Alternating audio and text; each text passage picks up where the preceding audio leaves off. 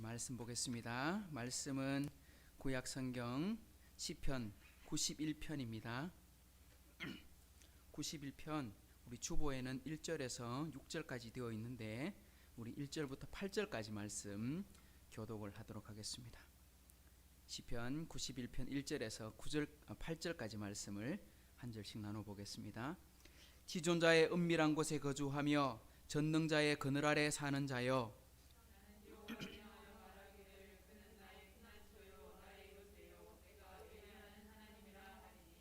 이는 그가 너를 새 사냥꾼의 올무에서와 심한 전염병에서 건지실 것이미로다.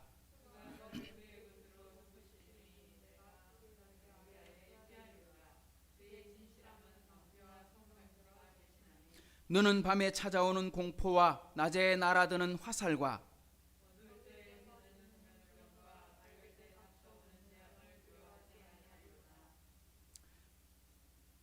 여기까지만 보도록 하겠습니다. 아멘. 아멘. 7절, 8절 같이 한번 보겠습니다. 1000명이 내 왼쪽에서 10,000명이 내 오른쪽에서 엎드려지나 이 재앙이 내게 가까이 하지 못하리로다. 8절. 똑똑히 보리니 악인들의 보응을 내가 보리로다. 아멘. 우리 한 주 중간에 우리 지난주에 예배를 한 주 건너가서 우리 이어서 말씀을 보려고 하니까 그렇습니다. 우리 시편 90편, 91편 우리 모세가 쓴 시일 거라. 우리 90편은 모세가 쓴 시라고 할 수 있지만 91편은 알 수는 없지만 우리가 이제 유대인들은 90편부터 99편까지 10편을 모세의 시다 이렇게 인식을 하고 있습니다. 그런데 그 시의 내용에 보면 오늘 91편의 말씀은 전체적인 내용이 뭐다? 하나님께서 출애굽한 광야 생활을 통해서 하나님이 하셨던 놀라운 일들을 다시 한번 되뇌이고 그리고 그곳에서 하나님의 말씀을 묵상하기 때문에 이게 모세의 시다 하고 살펴보았습니다. 그리고 이 91편의 전체의 주제가 뭐다? 한 단어로 말한다면 무엇에 대한 이야기다? 피난처에 대한 이야기다. 그래서 이 피난처가 누구시냐 할 때 여호와는 나의 피난처 되십니다. 한번 따라합시다. 여호와는 나의 피난처이십니다. 그래서 피하고 내가 하나님의 피하고 하나님께 피하고 이런 말로 계속 반복되어 나옵니다. 그래서 이 주제가 여호와는 나의 피난처시다 하고 말씀을 드렸고요.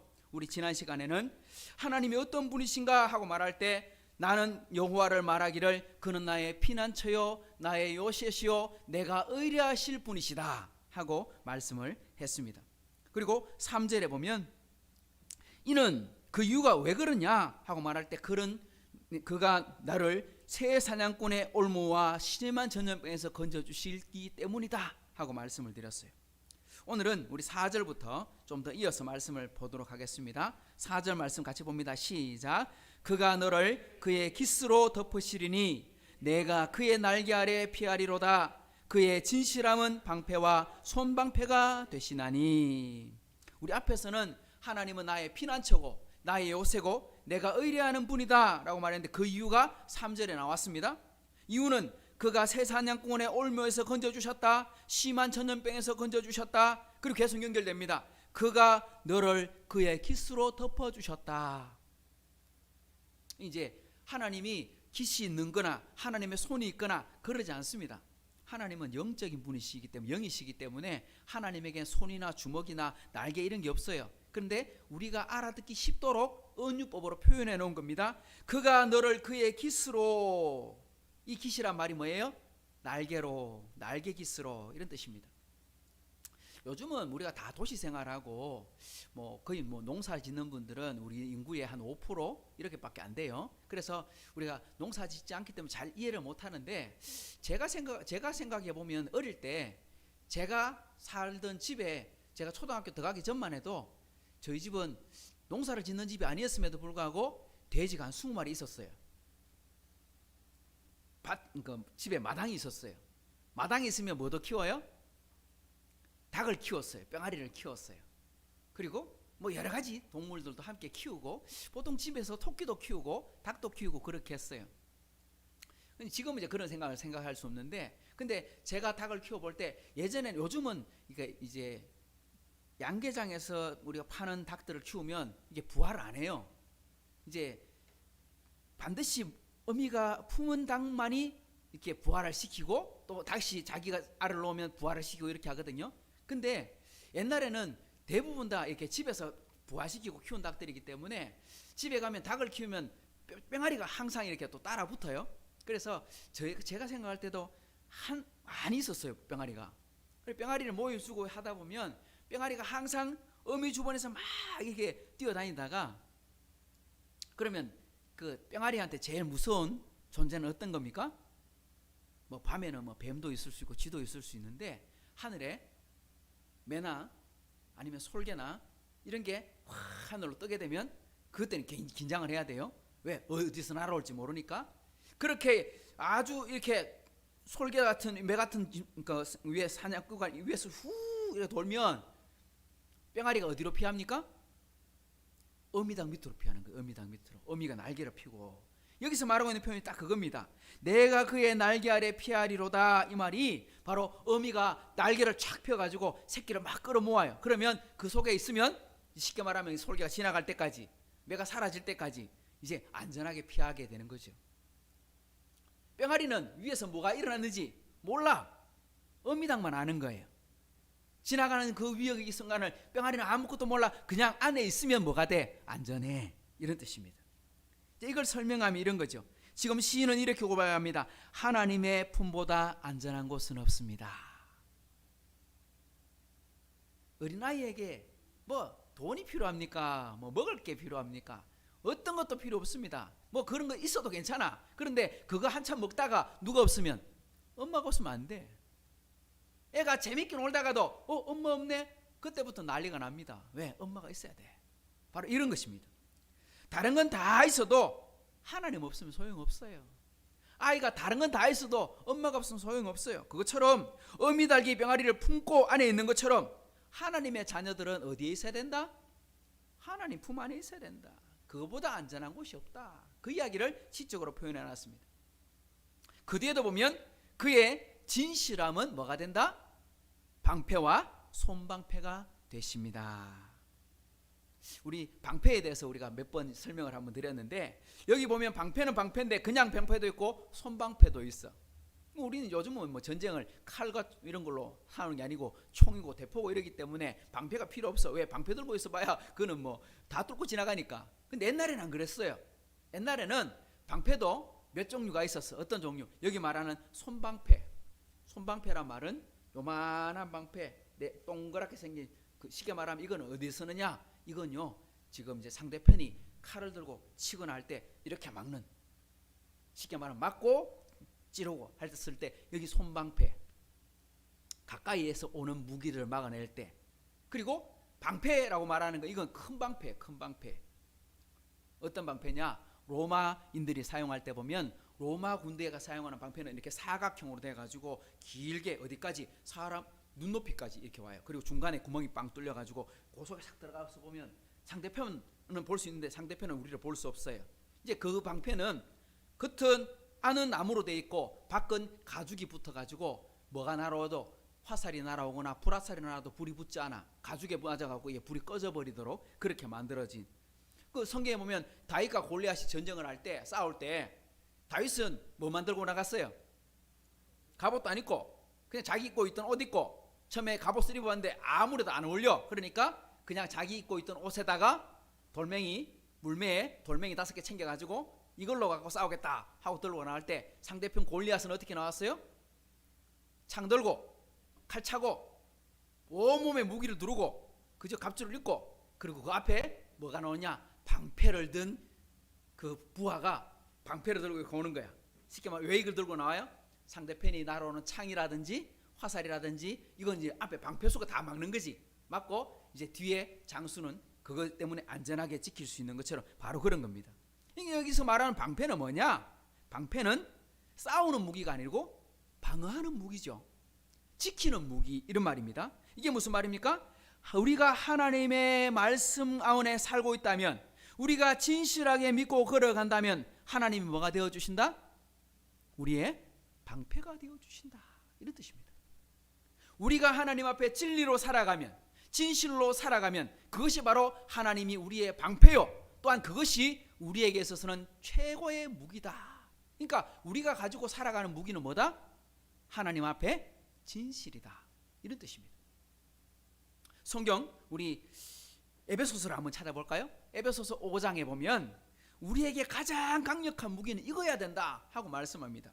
에베소서 5장 8절 9절 말씀 한번 읽어보겠습니다.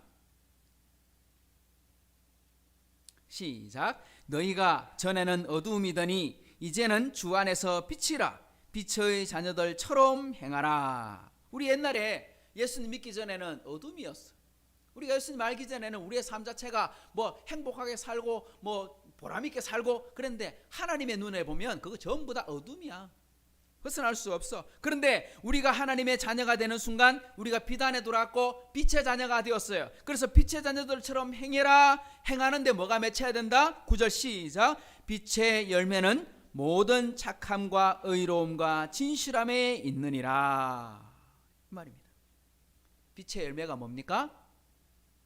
빛의 열매란 말은 뭡니까? 우리가 살아갈 때 맺어야 될 열매, 우리가 살아가면서 가져야 될 가장 강력한 무기, 이런 말입니다. 사람은 살면서 모두가 결과물을 내게 됩니다. 공부를 해서 결과물을 얻게 되고, 일을 해서 결과물을 얻게 되고, 우리가 예수 믿으면 결과물을 맺게 됩니다. 열매를 보고 알 수 있습니다. 그 열매가 뭐냐? 우리 성도들이 맺어야 될 가장 강력한 열매, 무기는 이겁니다. 착함과 의로움과 진실함이다. 착하단 말이 뭡니까? 선하다. 그죠? 예수 믿는 사람 선한 삶을 살아야 됩니다. 또 의로움과 우리 공의로운 삶을 살아야 됩니다. 그리고 마지막에 보면 진실함이다. 빛의 반대말은 뭐예요? 어둠이에요. 거짓의 반대말은 뭐예요? 참이에요. 그러니까 우리 그리스도인들이 가져야 될 최고의 무기는 뭐다? 진실함이다. 다르게 말하면요, 정직이다. 그러니까 우리가 예수 믿는 사람들은 수많은 사람들 앞에 서게 될 거나, 뭐 정치인도 마찬가지고 장사하는 사람도 마찬가지입니다. 다른 사람 앞에 우리가 보여줘야 될 최고의 무기는 하나님 앞에서 진실함이다, 정직이다, 이렇게 말합니다. 양심을 속이고 다른 이를 속이는 것은요, 누구한테 넘어가느냐 하면 마귀께 넘어가는 거예요. 한 사람을 속일 수는 있어도 우리 모든 사람을 속일 수 없어요. 한 사람을 속이고 어쩌면 모든 사람을 잠시는 속일 수 있지만 영원히 속일 수는 없거든요. 또 다르게 말하면요, 사람은 속일 수 있지만 하나님은 속일 수가 없어요. 그래서 우리가 하나님 앞에 진실하고 정직하게 살아야 된다, 이 말입니다. 그래서 우리가 정직하게 살면 하나님이 우리의 뭐가 되어주신다? 방패가 되어주시고 우리의 보호가 되시고 지켜주신다, 이렇게 말씀하고 있는 겁니다. 그러니까 우리는 하나님 앞에서 진실한 삶이 우리에게 필요한 겁니다. 자, 다음 5절도 봅시다. 너는 밤에 찾아오는 공포와 낮에 날아드는 화살과, 이제 예를 드는데 우리에게 공포가 언제 오느냐? 공포는요, 알고 있는 공포는 공포가 아니에요. 알고 있는 위기는 위기가 아니에요. 우리 세계적으로 2년 전에 경기가 완전 폭락을 했어요. 우리나라 주식시장도, 전 세계 주식시장도, 전 세계 정치인들도 깜짝 놀랐어요. 왜? 팬데믹 때문에. 코로나 바이러스가 처음에 뭐 중국에서 좀 발병했다, 뭐 나라에서 발병했다, 처음에는 뭐 대충 뭐 별거 아니겠거니 이랬는데 갑자기 확 퍼지더니만 난리가 났어요. 우리가 알고 있는 위기는 그냥 닥쳐오는, 예를 들면 큰 시련이 닥쳐온다, 뭐 태풍이 불고 있다, 이건요 이미 알고 있는 거예요. 인공위성으로 다 파악돼 가지고 그 이제 기상 레이더로 다 파악돼 있어서 지금 큰 비가 옵니다, 대비하십시오, 이러면 이건 위기가 아니야. 왜? 대비 다 했어. 근데 언제? 갑자기 훅 들어오는 위기는 못 피해요. 그게 제일 무서운 거예요. 쓰나미가 일어나 가지고 갑자기 밀려왔을 때 뭐 8만 명이 죽고 10만 명이 죽잖아요. 그건 대비를 못 한 거예요. 알았으면 다 피했지. 보면 공포는 언제 옵니까? 공포는요 알 때 오는 게 아니에요. 오늘 이렇게 말합니다. 공포는 밤에 온다. 밤에 찾아오는 공포다. 다르게 말하면요, 사람이 인식하지 못할 때 오는 게 제일 무서운 거예요.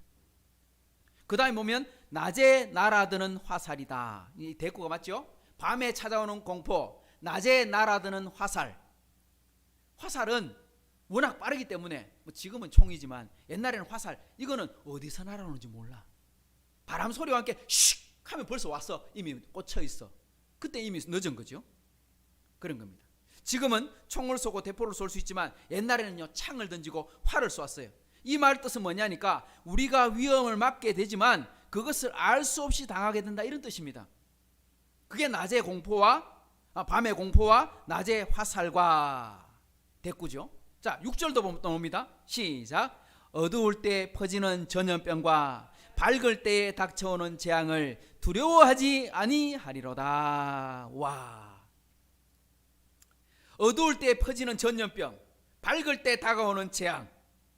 지금 우리가 딱 이 재앙에 지금 부딪혀 있는 겁니다. 어두울 때 다가오는 전염병. 그러니까 우리 지금, 저는 우리나라에 한 몇 개월 안에 끝날 것 같다, 제가 처음 설교할 때 그런 이야기 했는데 그 약속과는 상관없이 2년이 지나버렸어요. 몇 명 정도 그 확진자가 나오면 안 되겠나 이랬는데 몇 명이 뭐야, 지금 이제 수십만 명이 지금 되어 버렸어요. 야, 여러분, 코로나19 바이러스의 가장 무서운 점이 뭐예요? 코로나19 바이러스 있기 전에 우리는 10년 전에 이미 메르스라는 것도 만났었고 사스라는 것도 만났었고 우리보다 더 심한 어떤 콜레라라든지 이런 거 많이 만나봤어요. 경험해봤어요. 그래서 우리 그런 거 경험할 때마다 뭐 나라가 굉장히 긴장하고 전 세계가 그것에 대해서 주목하고 뉴스거리가 되고 이랬어요. 그런데 그렇게 심각하지 않았어요. 근데 코로나19라고 하는 이 바이러스가 왜 무서워요? 치명률은요, 메르스보다 안 높아요. 메르스는 그 당시 우리 메르스라고 하는 낙타에 통해서 이렇게 숙주로 들어왔던 이 메르스는 치명률이 30%가 넘었어요. 그러니까 감염되면 30%가 죽었단 말이에요. 10명 중에 3명이 죽어요. 근데 지금 우리 코로나 바이러스는 10명 중에 1명이 안 죽어요. 그만큼 안 심하단 말이죠. 그런데도 왜 무서워요? 이때까지 알고 있던 우리 바이러스, 이때까지 알고 있던 전염병은요, 사람이 걸려서 확진이 되고 아주 통증이 심하고 아프고 심해져 가면 점점 별명이 진행이 빨랐어요. 퍼지는 게. 근데 이번 코로나 바이러스는 어때요? 내가 알기도 전에 내가 감염이 됐어. 어이구 내가 걸렸구나 인식하고 병원 쫓아가서 확인을 했어요. 확진. 그런데 이미 다른 사람한테 퍼뜨리고 다닌 것은 언제? 그보다 적어도 한 4, 5일 전부터 퍼뜨리고 다녔어. 근데 아무도 몰라. 왜? 증상이 없었거든. 이게 진짜 무서운 거죠. 알면 나 조심하고 다른 사람 조심해라 하고 내가 병원에 가서 격리하면 되는데, 내가 알기도 전에 막 퍼뜨리고 다니고 이제 병원 가서 확인했더니 이미 다른 사람들 다 확진 다 돼 있고 걸려 있어. 그런데 그 사람도 몰라. 그러니까 이게 너무 무서운 거예요. 뭡니까? 모르고 걸렸다, 이 말이 제일 무서운 거예요. 이건 손 쓸 수가 없다. 우리가 손 쓸 수 있는 영역을 넘어서고 있다. 그래서 지금 전 세계가 난리가 난 거예요. 그런데 오늘 말씀은 뭐라고 말합니까? 자, 밤에 찾아오는 공포, 낮에 날아드는 화살, 어두울 때 퍼지는 전염병, 밝을 때 닥쳐오는 재앙, 이게 정말 무서운 건데, 근데 오늘 뭐라고 말합니까? 하나님은 나의 피난처시요 나의 요새시요 의뢰하는 하나님으로 인정하는 사람에게는 뭐가 되어주신다? 방패와 손방패가 되어주십니다. 그것을 두려워한다 안 한다? 두려워하지 않습니다. 왜? 어떻게 지켜주시기 때문에. 이렇게 말합니다. 7절 시작. 1000명이 내 왼쪽에서 10,000명이 내 오른쪽에서 엎드려지나 이 재앙이 내게 가까이 하지 못하리로다. 이게 무슨 말입니까? 수많은 사람이 희생을 당한다는 거죠. 내 오른쪽에서 1000명이 내 왼쪽에서 10,000명이 그렇게 쓰러집니다. 엄청난 희생이 발생했다는 거지요.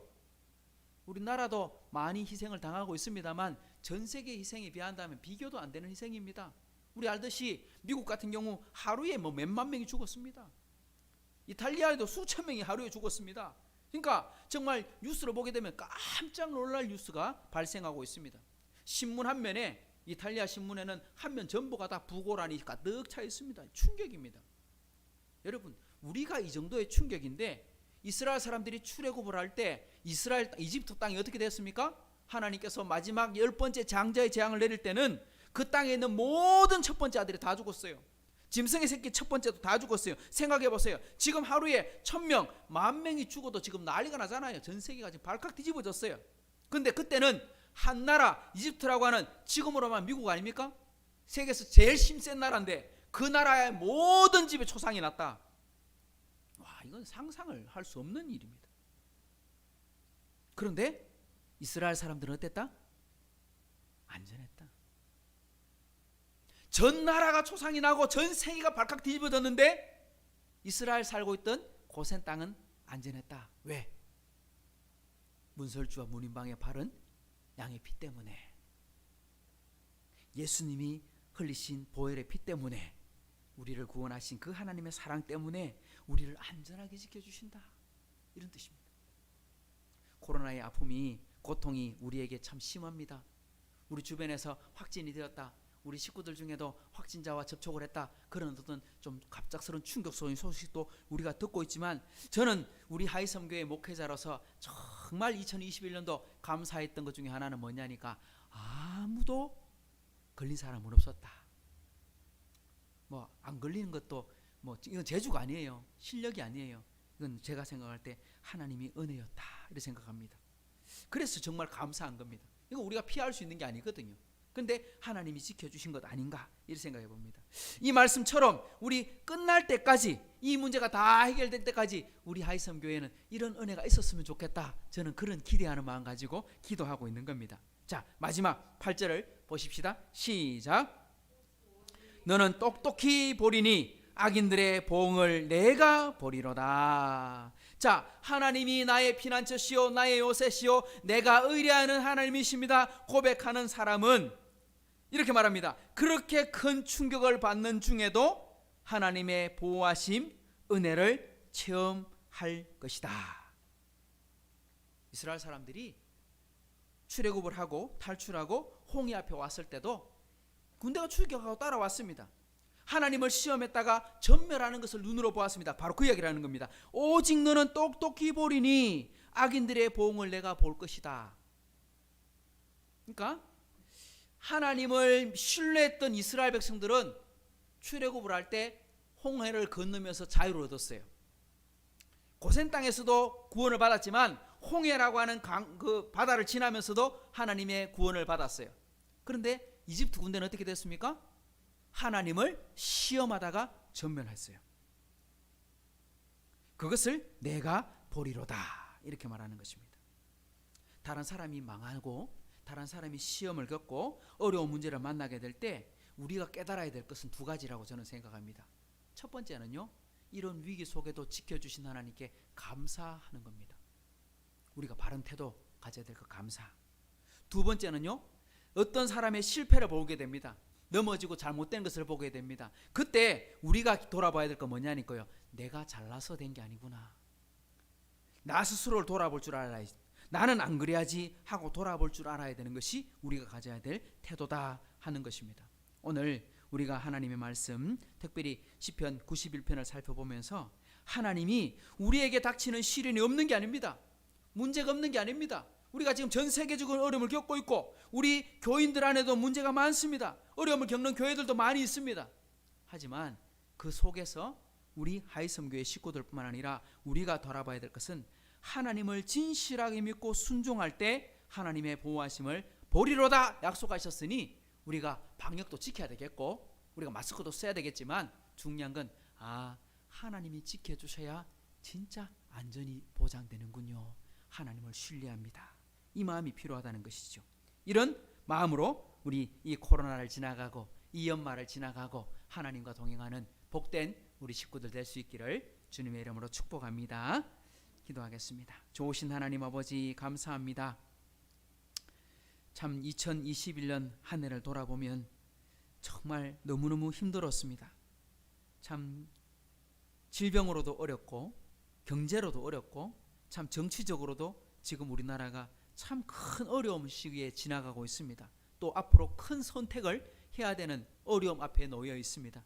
또 전 세계의 경제 위기와 좀 코로나로 심각한 위기 속에 있지만 오늘 약속하신 말씀, 이 약속이 우리에게 힘인 줄을 믿습니다.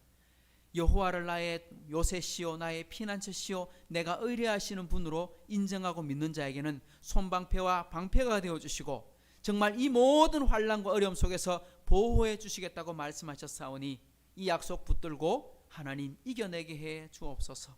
특별히 우리 2021년 한 해 안에 우리 하이섬 식구들 여러 가지로 복 주심을 믿습니다. 복 주신 것을 감사합니다. 새로운 직장도 주셨고 건강도 주셨고 참 여러 가지 어려움 속에서도 좋은 결과도 얻게 해주셨는데, 하나님, 이 코로나 위기가 다 끝나가고 또 2022년도에는 더 놀라운 하나님의 은혜와 계획들이 우리 식구들 안에서 일어나게 도와주시옵소서. 그래서 하나님, 정말 이 약속의 말씀이 바로 나의 말씀이요 나의 아내 주신 약속이었다고 믿고 인정하는 복된 우리 식구들 되게 도와주옵소서. 감사드리며 예수님의 이름으로 의탁하며 기도하옵나이다. 아멘. 하늘에 계신 우리 아버지여, 이름이 거룩히 여김을 받으시오며 나라의 임하시오며 뜻이 하늘에서 이루어진 것 같이 땅에서도 이루어지이다. 오늘 우리에게 일용할 양식을 주시옵고 우리가 우리에게 죄전자를 사하여 준 것 같이 우리 죄를 사하여 주시옵고 우리를 시험에 들게 하지 마시옵고 다만 악에서 구하시옵소서. 나라와 권세와 영광이 아버지께 영원히 있사옵나이다. 아멘.